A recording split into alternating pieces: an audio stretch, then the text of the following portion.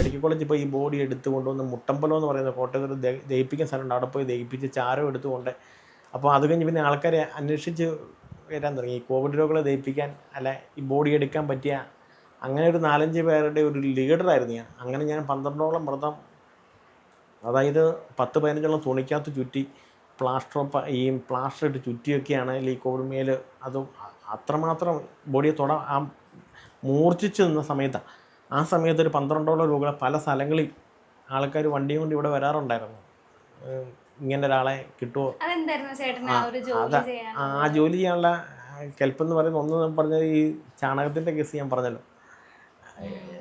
രണ്ടാമത് ജീവിതത്തിൽ വലിയൊരു സംഭവം ഉണ്ടായിരുന്നു. അതാണെന്നല്ല, ഞാൻ 10ാം ക്ലാസ്സിൽ കഴിഞ്ഞ് പണിക്ക് പോകാൻ തുടങ്ങി. ആ സമയത്ത് ഞാനൊരു സ്ഥലത്ത് പോയി ഒരു മിമിക്രി അവതരിപ്പിച്ച് പാലാ ടൗണിലാണ്. അപ്പോൾ ആ മിമിക്രി അവതരിപ്പിച്ചപ്പോൾ ഞാൻ ഈ ഒന്ന് നുണ മത്സരം ഉണ്ടായിരുന്നു. അന്നത്തെ കാലത്ത് ഞാൻ ഈ നുണ പറയുന്നുണ്ടായിരുന്നു. രണ്ടാമത് ഈ 10 മിനിറ്റ് കൊണ്ട് സ്ഥലപ്പേര് ശ്വാസം വിടാതെ ഇങ്ങനെ പറഞ്ഞുകൊണ്ടിരിക്കുക. അപ്പോൾ അതിങ്ങനെ ഞാനിങ്ങനെ ഈ പാലാ ടൗണിൽ ഇങ്ങനെ ഇപ്പോൾ എല്ലായിടത്തും കോളാമ്പി വെച്ചിട്ടുണ്ട്. ഈ സ്ഥലപ്പേര് ഇങ്ങനെ ശ്വാസം വിടാതെ ഇങ്ങനെ പറഞ്ഞുകൊണ്ടിരിക്കുക. അപ്പോൾ ഇപ്പോൾ ഒരാൾ എന്നെ കണ്ടിട്ട് എനിക്കൊരു ചെറിയ അവാർഡും, ഞാൻ പണിക്ക് പോകുന്ന സമയമാണ് സമ്മാനമൊക്കെ തമ്പോൾ ആ പുള്ളിയോട് ചോദിച്ചു, ഈ കൊച്ചിൻ കലാഭവനിൽ പോകാൻ എന്തെങ്കിലും താല്പര്യമുണ്ടോ എന്ന് ചോദിച്ചു. അപ്പം ഞാൻ അങ്ങനെ ഒരു കലാഭവൻ എന്നൊക്കെ പറയുമ്പോൾ അന്നത്തെ കാലത്ത് ഞാൻ അന്ന് ജയറാമൊക്കെ നിൽക്കുന്ന ആ സമയം കാലഘട്ടത്തിലായിരിക്കും. അപ്പം അതെല്ലാം അവിടെ പോയി പഠിക്കാനോ അല്ലെങ്കിൽ താല്പര്യം അങ്ങനെ ഉണ്ടെന്ന് പറഞ്ഞു. അങ്ങനെ ആ പുള്ളി കൊച്ചിൻ കലാഭവനുമായിട്ട് ബന്ധപ്പെട്ട് എങ്ങനെയെങ്കിലും കുറേ കഴിഞ്ഞപ്പോൾ അവിടുന്ന് ഈ അപരച്ചൻ്റെ അവിടുന്ന് ഓഫീസിൽ നിന്ന് ഒരു എഴുത്ത്, തപാലിലൊരു എഴുത്ത് വന്നു, താങ്കൾ ഇന്ന സമയത്ത് കൊച്ചിൻ കലാഭവനിൽ എത്തണമെന്നും പറഞ്ഞുകൊണ്ട്. അത് ഈ നാട്ടിലെല്ലാം വലിയൊരു സന്തോഷമായിരുന്നു. അങ്ങനെ ഒരാൾ അഭിനയിക്കാനൊന്നുമല്ല, അഭിനയം പഠിക്കാനും ഇതുമായി ബന്ധപ്പെട്ട് ആ ഫീൽഡിലേക്ക് പോകാനും ഒക്കെ ആയിട്ട്. അങ്ങനെ ഈ പള്ളിയിൽ 10 കഴിഞ്ഞപ്പോഴാണ് അപ്പോൾ പള്ളിയിലെല്ലാം അറിഞ്ഞ് പള്ളിയിലൊക്കെ അച്ഛൻ കുർബാനമത്തിയൊക്കെ വിളിച്ചൊക്കെ പറഞ്ഞു, ഇടവക്കാരൻ ഒരാളിങ്ങനെ പോകുന്നുണ്ട്, ഇന്നത്തെ വികാരിച്ചൻ. അപ്പം പാൻറ് ഷർട്ട് അങ്ങനെ ഒന്നുമില്ല, അതെല്ലാം പള്ളിക്ക് അതെല്ലാം മേടിച്ചൊക്കെ തന്നു. ആ സമയത്ത് ഇങ്ങനെ ഞാൻ നിൽക്കുന്ന സമയത്ത് ഇവിടെ അടുത്തൊരു ക്യാൻസർ പേഷ്യൻ്റ് ആയ ഒരു മനുഷ്യനെ, അയാൾക്ക് ഈ മലദ്വാരത്തിലായിരുന്നു ക്യാൻസർ. അപ്പം ക്യാൻസറിൽ ഏറ്റവും പീരമായ ക്യാൻസർ ഈ മലദ്വാരത്തിൽ വരുന്ന ക്യാൻസർ എന്ന് പറയും. അപ്പോൾ ഇദ്ദേഹത്തെ ഈ ആശുപത്രി വെച്ചപ്പം ഇദ്ദേഹത്തെ നോക്കാനായിട്ട് ഒരാളെ ഇല്ല.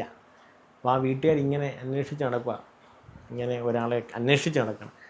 ആ സമയത്താണ് വീട്ടിലെ സാഹചര്യവും വീട്ടിലെ ബുദ്ധിമുട്ടും മനസ്സിലാക്കി ആരോ ഒരാൾ എൻ്റെ പേര് നിർദ്ദേശിച്ചു, ഇങ്ങനെ ഒരു പയ്യനുണ്ടെന്ന് ചോദിച്ചു നോക്കി അറിയാമെന്ന്. അന്നത്തെ കാലത്ത് ഒരു ദിവസം 100 രൂപ ഇവർ തരും, വീട്ടിൽ അരി സാധനം വാങ്ങിച്ചു കൊടുക്കും. പക്ഷെ ഞാൻ ഈ ഇദ്ദേഹത്തിൻ്റെ കൂടെ തൃശ്ശൂർ അമല ക്യാൻസർ സെൻ്റർ ആശുപത്രി പോകണം. അവിടെയാണ് ഈ മനുഷ്യൻ കിടക്കുന്നത്. വീട്ടിലെ കാര്യങ്ങളെല്ലാം അവർ നോക്കും. ഒരു മൂത്തയാൾ പട്ടാളത്തിലാണ്, അയാളുടെ ഭാര്യയുള്ളൂ ഇവിടെ പട്ടാളത്തിലാണ്. അപ്പം അയാൾ അവിടുന്ന് പൈസയെല്ലാം കൊടുക്കും, നമ്മുടെ വീട്ടിലെ കാര്യങ്ങളെല്ലാം. അങ്ങനെ ഞാൻ എൻ്റെ ഉള്ളിൽ താലോലിച്ചുകൊണ്ടിരുന്ന ഈ ഒരു കലാഭവൻ എന്നുള്ള ആ സംഭവം ഞാൻ അവിടെ ഉപേക്ഷിച്ചു. അത് വേണ്ടെന്ന് വെച്ചിട്ട് ഞാൻ ഒത്തിരി കരഞ്ഞു വിഷമിച്ചു. വീട്ടിലെ സ്ഥിതി, ഞാനും പെങ്ങളും തന്നെ ഉള്ളൂ, അങ്ങനെ ഒരു അവസ്ഥ. അപ്പം അങ്ങനെ ഞാൻ ഈ മനുഷ്യൻ്റെ കൂടെ ആംബുലൻസിൽ കയറുകയാണ്. ആ കലാഭവന് കിട്ടിയ ഓഫർ നിരസിച്ചുകൊണ്ട് അത് ജോലി അന്ന് ഏറ്റെടുക്കേണ്ട വന്നു. അങ്ങനെ ഈ മനുഷ്യനുമായിട്ട് ഞാൻ സംഭവിച്ച ഇദ്ദേഹത്തെ ഈ പോകുന്ന വഴിക്ക് ഈ ഭയങ്കരമായ വേദന കൂടി കൂത്താട്ടുകുളം എന്ന് പറയുന്നൊരു സ്ഥലം, രാമപുരം കൂത്താട്ടുകുളം, അദ്ദേഹം അവിടെ ഒരു വലിയ ഹോസ്പിറ്റലിൽ ഇദ്ദേഹത്തെ അഡ്മിറ്റ് ചെയ്തു 3 ദിവസത്തേക്ക്. അത് കഴിഞ്ഞ് അമ്മരെ പോയാൽ മതി എന്ന് പറഞ്ഞു. അപ്പോൾ തീർച്ചയായിട്ടും ഈ എൻ്റെ പ്രധാനപ്പെട്ട ജോലി ഒരു കയ്യിലൊരു ബ്രഷ് തരും. അപ്പോൾ ഇദ്ദേഹത്തിന് എപ്പോൾ വയറ്റിൽ നിന്ന് പോകുന്ന അപ്പോൾ ഇദ്ദേഹത്തെ കമത്തിയിട്ടിട്ട് ഇദ്ദേഹത്തിന് ഈ ബ്രഷിൽ നിന്ന് ഈ സാധനം മൊത്തം മലം തൂത്ത് എടുത്ത് അവിടെ വൃത്തിയാക്കുക എന്നുള്ളൊരു ജോലിയാണ് പ്രധാനപ്പെട്ട ഈ നേഴ്സ് എന്നെ ഏൽപ്പിച്ചത്. അപ്പോൾ ഒരു ദിവസം ഈ നേഴ്സ് എന്നോട് പറഞ്ഞു, സഹോദര പറയുന്നതുകൊണ്ടൊന്നും ബുദ്ധിമുട്ട് വേണമെന്ന് പറഞ്ഞു, നാളെ ഈ അപ്പാപ്പൻ്റെ മലം ലാബിലെത്തിക്കണം, നല്ല പരിശോധന. പക്ഷേ ഇദ്ദേഹം കാറിക്കൂന്നുണ്ട്, വയറ്റിൽ നിന്ന് മലം പോകാനായിട്ട് പാടാം. അപ്പോൾ ക്ലോസറ്റിൻ്റെ അവിടെ കൊണ്ട് ഇരുത്തി കഴിയുമ്പോൾ എങ്ങനെയെങ്കിലും ഈ മലത്തിൻ്റെ ഒരു അംശം നമുക്ക് കൈ കിട്ടണം, എങ്കിൽ മാത്രമേ കാര്യങ്ങൾ നടക്കുള്ളൂ എന്ന് പറഞ്ഞു. അപ്പോൾ ഒരാഴ്ച 3 ദിവസമായിട്ട് നേഴ്സുമാർ നോക്കിയിട്ടും ഈ വയറ്റിൽ നിന്ന് ഈ മലം കിട്ടാൻ പറ്റുന്നില്ല. അപ്പോൾ ഇദ്ദേഹത്തെ ഞാനും ഒരു നേഴ്സും കൂടെ കൊണ്ട് ഇരുത്തി കഴിഞ്ഞപ്പോൾ പെട്ടെന്ന് ഇദ്ദേഹത്തിൻ്റെ വയറ്റിൽ നിന്ന് ഒരു ചെറിയ പീസ് പോയി. പക്ഷെ അത് എടുക്കാൻ പറ്റിയില്ല. ഈ സംഗതി നേരെ ക്ലോസറ്റിലേക്ക് ഈ സാധനം പോയി. നേഴ്സ് ചോദിച്ചു ഇത് എന്നാ ചെയ്യുന്നത്. ഞാൻ പറഞ്ഞു സിസ്റ്റർ കണ്ണടച്ചോളാൻ പറഞ്ഞു. അപ്പോൾ എനിക്ക് ഒരറപ്പോ ഒന്നും തോന്നില്ല. ഞാൻ എൻ്റെ ഈ കൈ ഇത്രയും കൈ ഉണ്ടല്ലോ, ആ കൈ മുഴുവൻ ക്ലോസറ്റിലോട്ട് ഇട്ട് ഇത് കോരി എടുത്ത് ഞാനിത് വെച്ചപ്പോൾ ആ നേഴ്സ് കരഞ്ഞു. ആ നേഴ്സ് എന്നോട് ചോദിച്ചു ഞാൻ താങ്കളെ എന്നതാ വിളിക്കണ്ടേ, താങ്കൾ ഏത് വിഭാഗത്തിൽപ്പെട്ട ഒരാളാണ്? കാരണം ഇപ്പോൾ എൻ്റെ കൈ എത്ര നേരം ഈ ക്ലോസറ്റിൽ കിടപ്പുണ്ട്. ഞാനതിങ്ങനെ കോരിയെടുത്ത് അത് കഴിഞ്ഞ ശേഷം എൻ്റെ അമ്മയ്ക്കൊരു കിടപ്പിലായപ്പോൾ, എൻ്റെ അയലോക്കത്ത് ഈ പറഞ്ഞ കോവിഡ് രോഗങ്ങളുടെ കേസ് വന്നപ്പോഴൊക്കെ എനിക്ക് അറപ്പോ വെറുപ്പോ അല്ലെങ്കിൽ എൻ്റെ കൈ വിറയ്ക്കുകയോ ഒന്നും ചെയ്തില്ല. കാരണം ഈ മനുഷ്യൻ എൻ്റെ മുമ്പിൽ ഒരു ചോദ്യചിഹ്നമായിട്ട് നിൽക്കുകയായിരുന്നു ഈ കിടന്ന മനുഷ്യൻ. അങ്ങനെ ഈ മനുഷ്യനെ തൃശ്ശൂർ അമല ക്യാൻസർ സെൻ്റർ ആശുപത്രിയിൽ എത്തിച്ചു കഴിഞ്ഞപ്പോൾ അവിടെ വെച്ചാണ് ഒരു സംഭവം ഉണ്ടായത്. ഇദ്ദേഹത്തിന് സ്ത്രീകളുടെ വാർഡാണ് കിട്ടിയത്. ആണുങ്ങളുടെ വാർഡല്ല, സ്ത്രീകളുടെ വാർഡാണ്. അപ്പോൾ സ്ത്രീകളുടെ വാർഡിൽ ഒരു സ്ത്രീ മരിച്ചു കഴിഞ്ഞപ്പോൾ ആ ബെഡിലോട്ട് ഈ അപ്പാപ്പനെ കിടത്തി നിലത്ത് എന്നെ ഇരുത്തി. ഒരു രാത്രി ഒരു 11 മണിയായപ്പം ഈ അമല ക്യാൻസർ സെൻ്റർ ആശുപത്രിയിൽ നിന്ന് ഭയങ്കര കാർച്ച കേൾക്കാം. ഈ കാർച്ച വരുന്നുണ്ട്. സ്ത്രീകളുടെ വാർഡിൽ ഞാൻ ഓടി ചെന്നപ്പോണ്ടല്ലോ, ഈ ക്യാൻസർ രോഗികളുടെ മരണം നടക്കുന്നത് കൂടുതലും രാത്രി 11-ന് 1 മണിക്ക് ഇടയ്ക്കാം. മറ്റേ ആശുപത്രി എല്ലാ രോഗികളും കാണും, പക്ഷേ ഈ അമല എന്ന് പറയുന്ന ക്യാൻസർ ആശുപത്രി വരെ ഞാനിങ്ങനെ ചെല്ലുമ്പം ഞാൻ ഓടി ഓരോ മുറി ചെല്ലുമ്പോൾ ഈ നേഴ്സുമാർ വെള്ളത്തുണിയിട്ട് മൂടി പോവുക ഓരോ മുറിക്കകത്തുനിന്ന്. അവർക്കതൊരു വിഷമമൊന്നുമില്ല, കാരണം അവരെല്ലാ ദിവസവും ചെയ്യുന്ന സംഭവമായതുകൊണ്ട്. പക്ഷെ ഞാൻ ചെന്നപ്പം ഒരു സ്ത്രീയുടെ മേത്തോട്ട് ഈ വെള്ളത്തുണി അങ്ങ് വലിച്ചിട്ടു അവരടുത്ത മുറിലേക്ക്. ഞാൻ അവിടെ കിടന്നുണ്ട്. എൻ്റെ ജീവിതത്തിൽ ഞാൻ കുറേ നേരം കിടന്ന് പൊട്ടിക്കരഞ്ഞു, കുറേ നേരം കരഞ്ഞപ്പം സിസ്റ്റർ എന്നോട് ചോദിച്ചു എന്തിനാ കരഞ്ഞു. ഞാൻ ചോദിച്ചു സിസ്റ്ററിന് എനിക്ക് വിഷമമില്ല, കാരണം ഞാൻ എല്ലാ ദിവസവും ഇത് കാണുന്നത്. അപ്പോൾ നമ്മളൊരു 1:30 മണിയാകുമ്പം ആംബുലൻസ് ഇങ്ങനെ താഴെ നോക്കുമ്പം കാണാം. അതായത് കൂടെ നിൽക്കുന്ന ആരാണോ അവരെയും ഈ ബോഡിയും കൂടെ ആംബുലൻസിൽ കയറ്റുന്നു. ആംബുലൻസിൻ്റെ പൈസ വീട്ടുകാർ കൊടുത്തണം. ആംബുലൻസ് ഇങ്ങനെ പോകുന്നു. എൻ്റെ ജീവിതത്തിൽ അന്ന് ഞാനൊരു തീരുമാനം എടുത്തു, ഒരു ദിവസമെങ്കിലും ഒരു 10 മിനിറ്റെങ്കിലും എനിക്ക് കിട്ടിയാൽ ഞാൻ ഈ നിമിഷം വരെയും ഞാൻ മറ്റുള്ളവർക്ക് വേണ്ടി ക്യാൻസർ രോഗികൾക്ക് വേണ്ടി നല്ല എല്ലാ കാരണം എൻ്റെ കൺമുമ്പിൽ. അപ്പം ഞാനൊരു തീരുമാനം എടുത്തത് എനിക്ക് ഇനി മിമിക്രിയും പരിപാടി വീട്ടിലെ കാര്യങ്ങൾ അവർ നടത്തുള്ളൂ. അപ്പോൾ ഞാൻ ഈ സ്ത്രീകളുടെ ആശുപത്രിയാണ്, ഇവർ വൈകുന്നേരം ആകുമ്പോൾ വരാന്തയിൽ ഇങ്ങനെ എല്ലാവരും ഇരിക്കും. അപ്പോൾ ഇവരുടെ ഇടയ്ക്കൂടെ പാട്ടായിട്ടും ഡാൻസായിട്ടും തബലയായിട്ടും ബഹളമായിട്ടും ഞാൻ ഇതിലൂടെ നടക്കും. പക്ഷെ ഞാൻ ഇന്ന് കാണുന്ന ചേച്ചി നാളെ ചെല്ലുമ്പോൾ ആ ചേച്ചിയുടെ സ്ഥാനത്ത് ആ ചേച്ചിയില്ല, ആ ചേച്ചി പോയി. അടുത്ത ചേച്ചിയുടെ അടുത്ത് ചെന്ന് കഴിയുമ്പം അടുത്ത ചേച്ചിയില്ല. അപ്പോൾ അത് കഴിഞ്ഞ് ഈ റേഡിയേഷൻ എന്ന് പറഞ്ഞൊരു സംഭവമുണ്ട്. അതെന്നെ വളരെ വേദനിപ്പിച്ചു. കാരണം ഈ റേഡിയേഷൻ പോകുന്ന ക്യാൻസർ ഏത് പോകുന്ന അവിടെ സ്കെച്ച് പെനാക്കിയൊക്കെ വരച്ചു പോകും.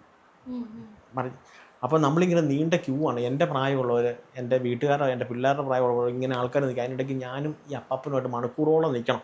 അപ്പോൾ എല്ലാവരുടെയും ഈ സ്കെച്ച് പെനാക്കിയകത്ത് വട്ടമൊക്കെ ഇട്ട് ഇങ്ങനെ നിൽക്കുന്ന കഴിയുമ്പം എൻ്റെ സർവ്വം മൂടുമ്പോൾ, അതായത് കളിയ ചിരിയ ഞാൻ പൂർണ്ണമായും ഇവരോട് യോജിച്ചു.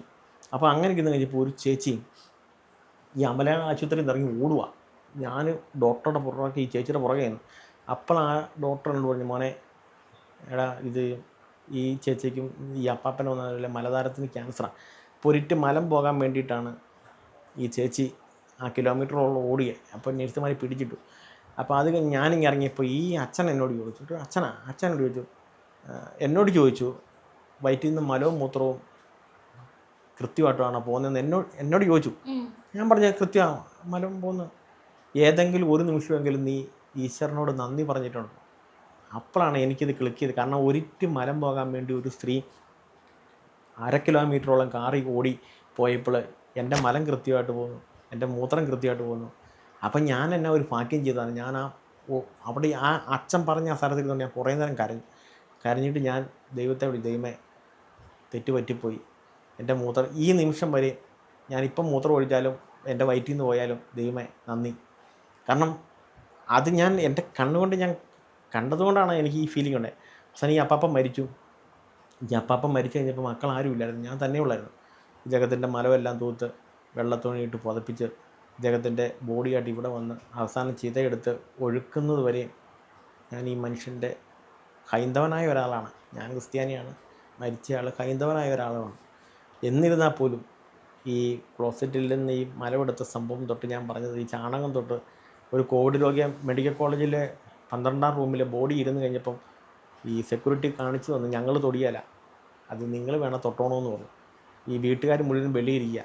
കൂടെ വന്നവരും പറഞ്ഞു വലിച്ചിടുവാണെങ്കിൽ ഞങ്ങൾ പിടിക്കാമെന്ന് പറഞ്ഞു.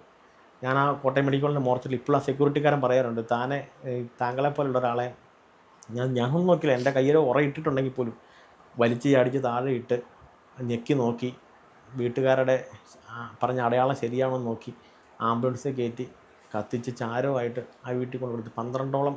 പക്ഷേ എന്നിരുന്നാലും എനിക്ക് അങ്ങനത്തേതായ രോഗങ്ങളോ എന്നെ പേടിപ്പെടുത്തുന്ന ചിന്തകളോ ഒന്നും വന്നിട്ടില്ല. പക്ഷേ ഞാൻ പറഞ്ഞ അവിടെ നിന്നെല്ലാം ഞാനെന്നൊരു കഥാപാത്രം രൂപപ്പെട്ടത്, അല്ല എൻ്റെ മനസ്സ് ഇങ്ങനെ ആയത്.